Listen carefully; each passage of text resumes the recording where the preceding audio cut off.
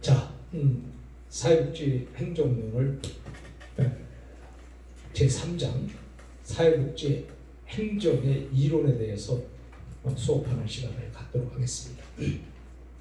이렇게 동영상으로 여러분을 대면하게 하다 보니까 면대면이 아니라 좀 불편한 점이 있더라도 이해를 해주시고 코로나가 다 지나갈 때까지 우리가 최선으로 노력을 하는 시간이 됐으면 좋겠습니다.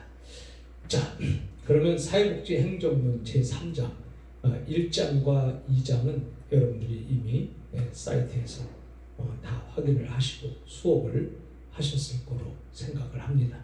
자, 오늘은 이제 3장으로 가서 전통적 이론과 현대적 이론이 있다. 그래서 이 사회복지 행정에는 두 가지 이론, 하나는 원래 내려오는 전통적으로 내려오는 이 전통적인 이론이 있고, 또 최근에 이렇게 만들어진 이 현대에 우리가 지금 사용되어져 있는 그리고 사용되어지고 있는 이 현대적 이론 두 개로 나눌 수 있다. 그 중에서 우리가 전통적 이론을 살펴보려고 해요. 전통적 이론 가운데서 여러 가지 이론이 있지만 첫 번째 우리가 짚고 넘어가는 것은 과학적 관리론이다. 이런 얘기예요. 과학적 관리론. 이 과학적 관리론이라는 것은 좋은 관리의 목표는 높은 임금 그리고 낮은 생산비에 있다. 이게 이제 좋은 관리의 목표예요. 그러니까는 사람이 돈은 많이 받고 물건은 조금 만들고 이렇게 이제 낮은 생산비다 말이죠. 그래서 물건이 적지만은 사람이 임금을 많이 받는 거, 이게 이제 좋은 관리다. 이렇게 생각해 볼 때 이게 이제 과학적 관리론이란 말이에요. 자, 이런 목표를 달성하기 위해서 과학적 방법을 사용한다. 자, 어떤 목적을 달성해? 물건은 조금 만들고 임금은 많이 받고. 그러면 어떻게 돼요? 삶의 질이 높아지기도 하겠죠. 그러나 이제 생산량이 적으니까 그것 또한 문제점이 전혀 없는 것은 아니에요. 자, 그 다음에 근로자의 일자리 배치와 작업 조건은 과학적으로 조직이 되어야 된다는 거예요. 그렇죠. 근로자가 일자리와 이 작업 조건이죠. 일자리를 잘 배치하고 그 다음에 작업 조건이 잘 맞을 때 당연히 그거는 말할 것도 없이 좋은 거죠. 그래서 이 일자리 배치와 작업 조건이 과학적으로 조직이 됐을 때에 이것이 이제 과학적 관리론. 그러니까 모든 관리를 할 때에 과학적인 관리론을 그래서 사용하고 있는 거예요. 그러니까 항상 이렇게 효율성과 효과성을 생각하려고 하다 보니까 과학적인 게 나오겠죠. 과학적인. 그 다음에 근로자의 생기술을 향상시키기 위한 훈련도 과학적이어야 된다. 자, 근로자가 기술을 향상시켜야 되는 거예요. 그렇죠. 기술이라는 것이 항상 멈춰 있으면 안 되잖아요. 기술은 자꾸 발전을 시키고 향상을 시켜가야 되는데 그것도 훈련이 필요하단 말이에요. 근데 그 훈련도 과학적으로 해야지 그냥 무대뽀로 이렇게 훈련을 하면 안 된다. 그런 얘기예요. 그 다음에 이 과학적 관리론에서 매니저와 근로자 간에 밀접하고도 우호적인 협력 관계가 구축되어야 한다. 자, 매니저, 그 다음에 근로자. 그래서 매니저하면 중간 단계 사람이잖아요. 그래서 매니저와 근로자 간에 밀접해야 된다. 서로 가까운 사이가 돼야 되고, 그리고 서로 도와주는 우호적인 협력 관계가 구축될 때 비로소 과학적으로 잘 행정이 이루어진다. 그래서 과학적 관리론을 우리가 생각해 볼 수 있어요. 그래서 이 과학적 관리론은 이런 특징을 갖고 있다. 이렇게 여러분들이 아시면 되겠습니다. 자, 이 과학적 관리론에 대해서 그러면 과학적 관리론이 이 사회에 어떤 공헌을 했냐? 그리고 여기는 과학적 관리론도 한계가 있지 않겠느냐? 다 좋은 것만은 아니지 않겠느냐? 그래서 한계를 이렇게 생각을 했어요. 그럼 먼저 공헌을 보겠습니다. 과학적 관리론이 어떤 공헌을 했는지, 행정에 대해서 혹은 사회에 대해서 어떤 공헌을 했는지, 현대 일관 생산 라인의 높은 생산성은 과학적 관리론의 유산이다. 지금 현재 뭐 우리가 높은 생산성을 갖고 있죠. 근데 이런 것도 과학적 관리론의 유산이에요. 뭐 틀린 소리 아니에요. 그 다음에 효율적인 직무 기술. 이 직무 기술이 효율적이다.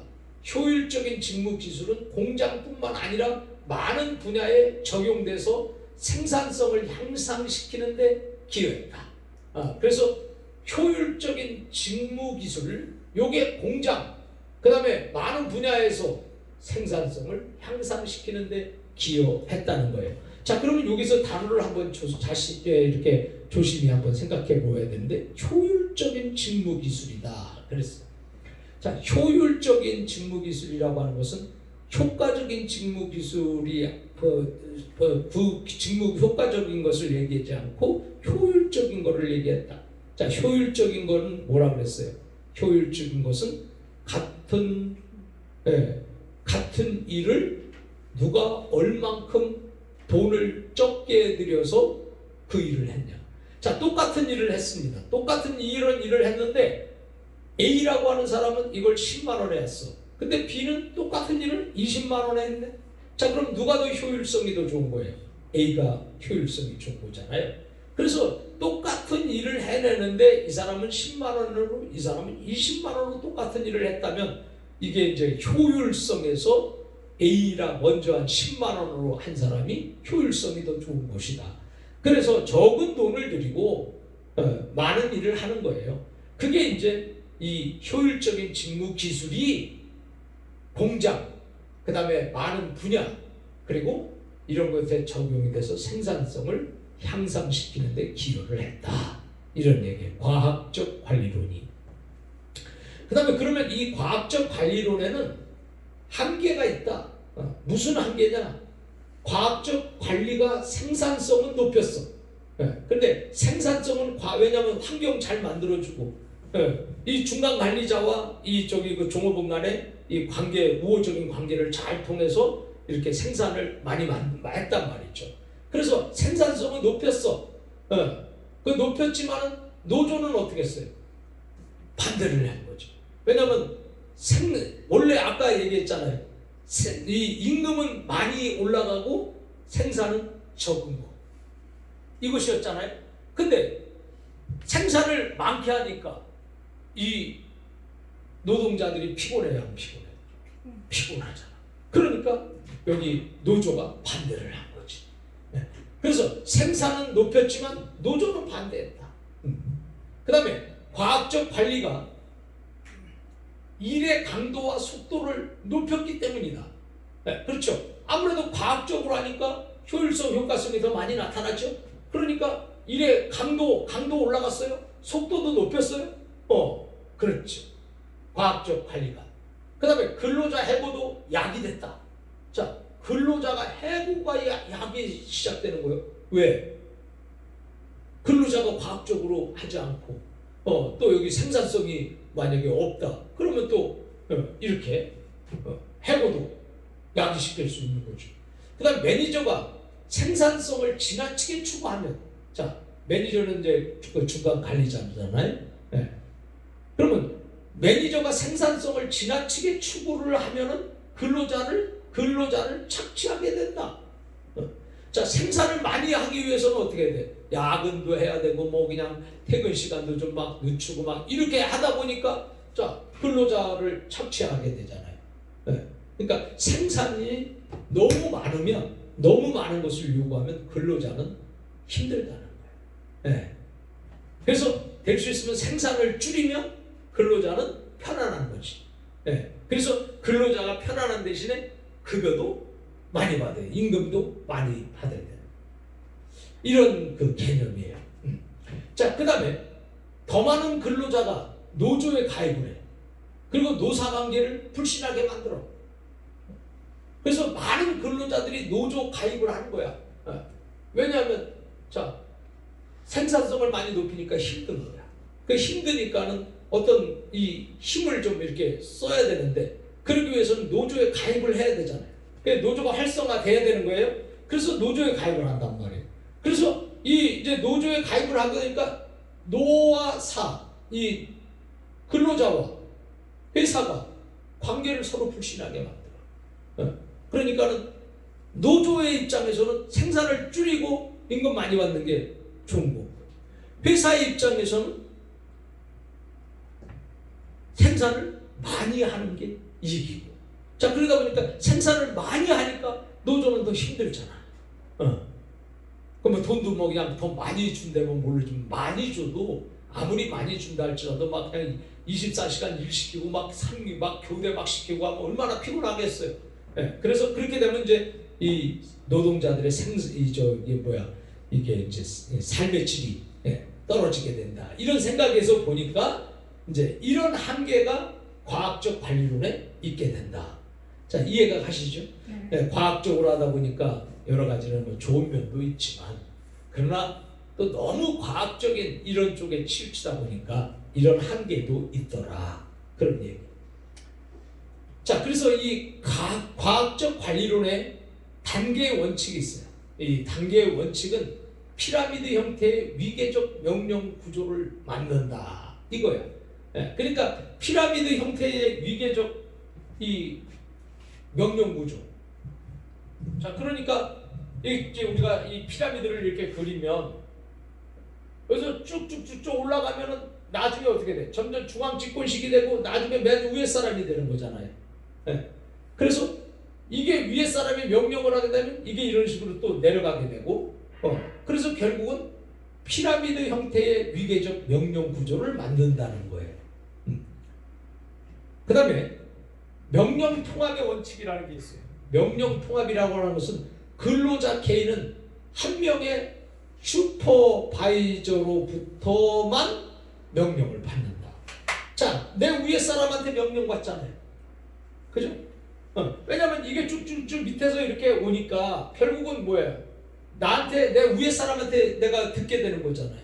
그래서 이 명령 통합의 원칙이라고 하는 것은 근로자 개인은 개인들이 한 명의 슈퍼바이저로부터 이렇게 명령을 받게 된다는 거. 이것이 명령 통합의 원칙. 자, 그런데 말이에요. 내가 어떤 이 명령을 받을 때 한 명한테 받아야지 이게 명령이 개통이 이게 확실한 거지. 이 사람 저 사람이 막 나한테 명령을 하면 헷갈려요, 안 헷갈려요? 헷갈리죠. 그럼 누구 명령을 따라야 될지 모르는 거야. 그러면 어떻게 돼? 내가 우왕좌왕하게 되고 내가 효과성에서 점점 떨어지게 된다죠. 그래서 명령 통합의 원칙은 바로 그런 의미에서 한 사람에게만 이렇게 쭉 명령 계통으로 피라미드식으로 쭉쭉 가니까 그렇게 명령을 하는 것을 명령 통합의 원칙이다. 이렇게 말해요. 자, 이해가 가시죠? 그 다음에 통제 범위의 원칙이다. 한 명의 슈퍼바이저가 통제하는 근로자의 수를 6에서 8명으로 제한을 한다. 자, 통제 범위의 원칙이니까 한 사람이 관리하는 사람이 6에서 8명이야. 그러니까 6에서 8명 정도를 관리할 수 있다는 거예요. 만약에 그 이상을 관리하게 되면 이게 한 사람이 버거워지게 되는 거죠. 자, 예를 들어서 사회복지사가 공동생활 가정을 하려고 그래. 그럼 사회복지사 1인당 몇 명이에요? 4사람이잖아. 4사람. 그러니까는 사회복지사가 공동생활을 가정을 하려고 하면 4사람만 가능하도록 만들었어요.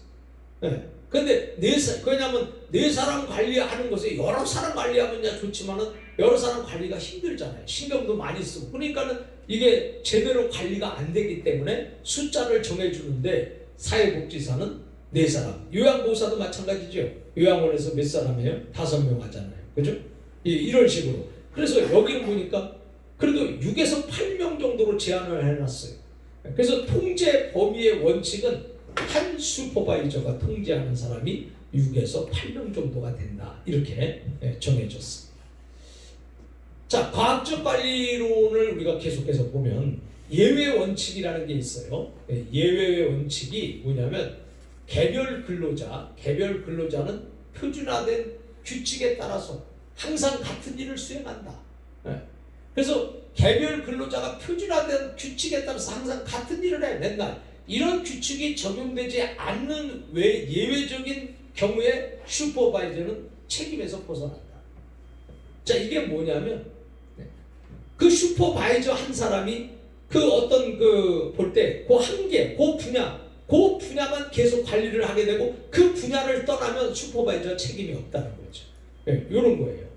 그래서 개별 근로자는 표준화된 규칙에 따라서 항상 같은 일을 수행해. 자, 근데 이런 게 되지 않으면 이 규칙이 적용되지 않는 예외적인 경우에는 슈퍼바이저는 책임에서 벗어난다는 거예요. 이게 이제 바로 예외의 원칙입니다. 자, 그 다음에 이제 세분의 원칙이 있어요. 세분의 원칙. 이 세분의 원칙은 조직 내 분업을 강조한다. 그래서 유사한 기능은 하나로 통합한다. 이거예요.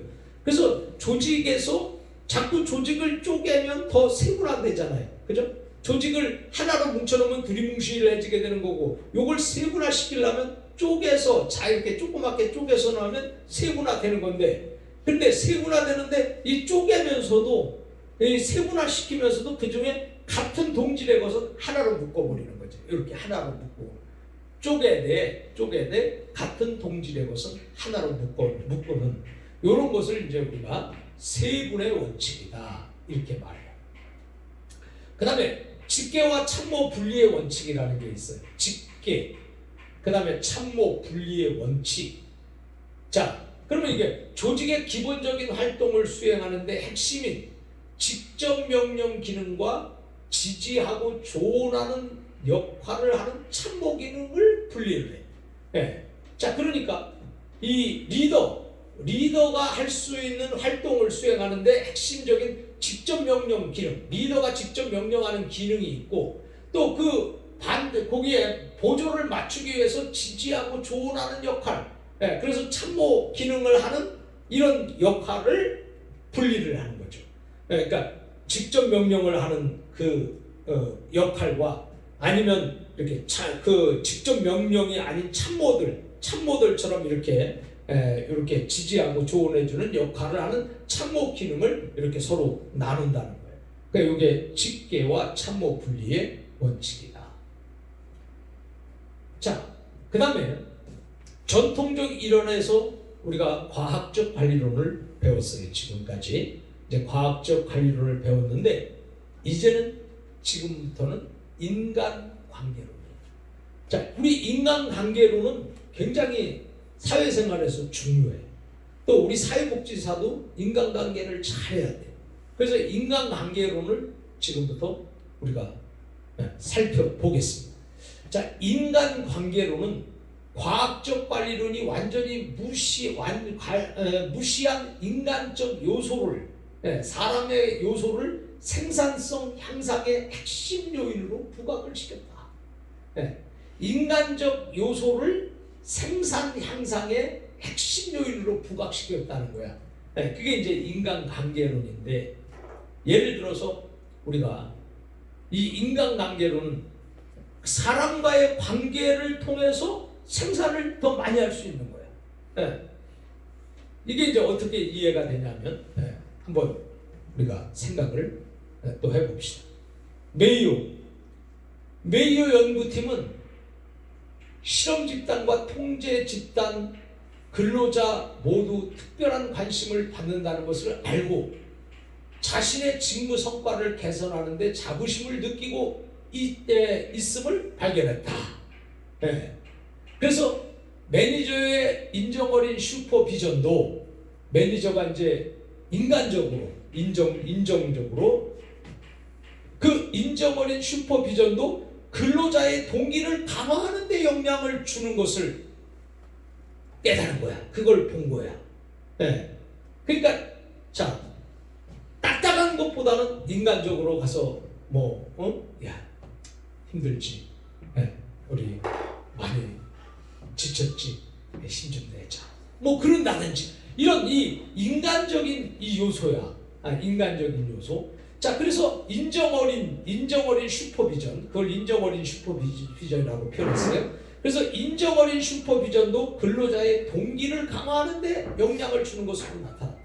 그래서 연구팀은 회사와 매니저, 연구자가 매니저로 실험에 직접 참여를 한 거예요. 그래서 연구팀은 회사와 매니저가 근로자의 복지에 특별한 관심을 보이면 근로자는 더 열심히 일한다는 결론에 도달했다.